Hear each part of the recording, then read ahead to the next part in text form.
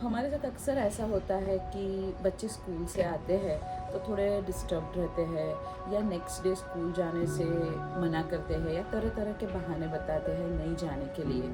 तो ज़्यादा डिटेल में पूछने से पता चलता है कि बच्चे चिढ़ा रहे हैं साथ में जो क्लासमेट्स है वो, कि ओ तू तो कितना छोटा है या छोटी है, कितना मोटा है मोटी है। तो क्या ये चाइल्ड अब्यूज़ है? Welcome to our series of POXO awareness. Point number 6. POXO is applicable to only child's sexual abuse. So आगे जो हमने एग्जाम्पल देखा, that is not a POXO case. POXO में उसको शामिल नहीं किया जाता है क्योंकि POXO सिर्फ बच्चे के जातीय शोषण के लिए एप्लीकेबल है. Follow my channel for more updates about POXO. Thank you.